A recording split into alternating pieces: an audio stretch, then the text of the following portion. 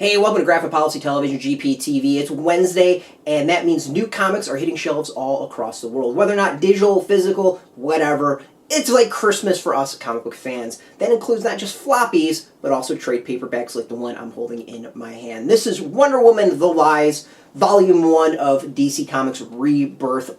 Well, relaunch, reboot, whatever you want to call it. DC Comics hooked us up with an early copy of it. Features writing from Greg Rucka and art from Lian Sharp. Now, this is a trade I've actually been really wondering about how exactly DC Comics was going to go about putting the Wonder Woman trade together, and I think it's kind of interesting in what they've done. For those who don't know, Rebirth was kind of a mashup of the old and the new when it comes to the DC Comics universe. The New 52, some of the legacy stuff that they've been missing over the years, kind of mixed it all together for like a new version of the DC universe. It's much more exciting. I really, really dig it. It was a fantastic decision and a great direction so far. I'm loving what DC's been putting out because of that. Now, Wonder Woman's an interesting series in that it's been changing every other issue.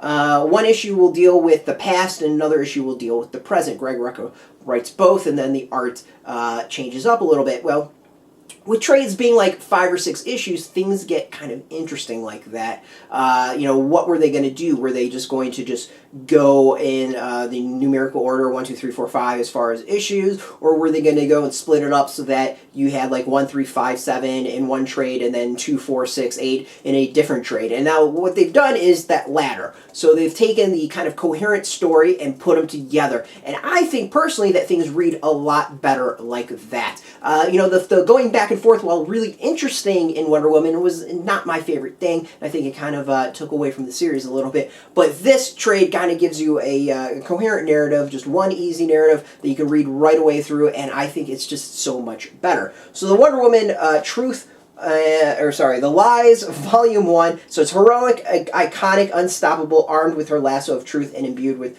the power of the gods themselves, Princess Diana of Themyscira. Known to the world, Wonder Woman is one of the greatest superheroes in history. And who is she really? Not even Wonder Woman herself knows for sure. Memories of a life she's never lived are at the edges of her mind, yet she feels them in her heart to be true. And most shocking of all, she cannot find her way to Themyscira, the mythical island of the Amazons.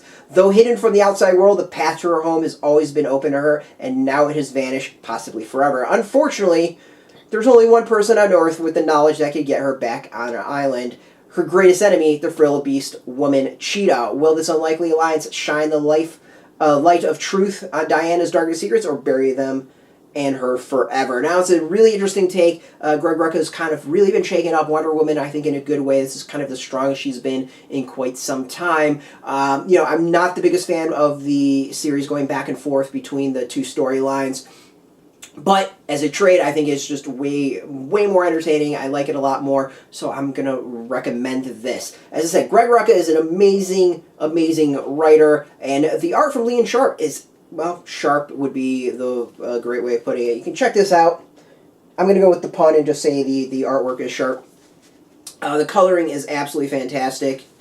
We get some amazing work like this. With the DC trades, very similar that we've been seeing previously and all along, is that in between the chapters we get covers for the various issues, the single issues that have been out. And then in the back, we get some alternate variants that were released for the series. You can check some of this out. Some fantastic variants. I would love an art book of just these variants, or hell, some posters like this would be sweet. Check it out. None of this is stuff that was hidden unknown. They're all variants released, so you can really check it online. But also there is some other artwork back there. We've got some look at redesigns of Wonder Woman's costume. And then something I love is when we get to see the process behind putting all these pages together. Some of these gorgeous, gorgeous pencils and kind of worked up through the inking and all that. So this volume is really solid. Liam Sharp is the artist, Matthew Clark penciler. We got Sean Parsons inks, Laura Martin, Jeremy Caldwell as artists or colorists. Want to bring in then Jody Wynn as the letterer. I want to mention all of them because it really all kind of works together. This is a series where the ink, the coloring, the pencils all come together for the impressive artwork within, and on top Rucka's writing, and it's absolutely amazing. This volume, as I said, collects issues. Want to get it directly out there. 1, 3, 5, 7, 9, and 11. And I believe that's it. I don't think the Rebirth actual issue is in here.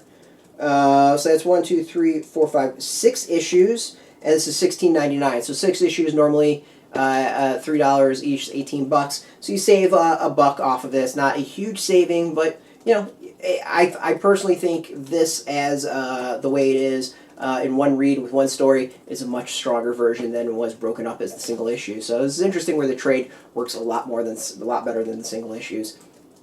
But overall, if you are a Wonder Woman fan, if you know someone who's into Wonder Woman, or with the movie coming out later this year, want to get caught up and be there before everyone else, highly recommend this. You can go get it on comic book shelves this week, and it'll be out in bookstores next week. We've got links below for you to go find your local comic book shop. If you don't have a local comic book shop near you, we've got links as well for you to go and buy it online. Highly recommend it. It's really cool. It's a great next step for Wonder Woman, and I think a fantastic series overall. Thanks for watching. If you're into comic book news, reviews, interviews, whatever, you can go check us out at graphicpolicy.com. We've got a new article every single day, every hour on the hour for 24 hours, 7 days a week. Yeah, if not a little bit more. You can follow us on Facebook, Twitter, YouTube, Tumblr, all at Graphic Policy, keeping it nice and consistent. So until next time, thanks for watching. Keep reading your comics and keep it geeky.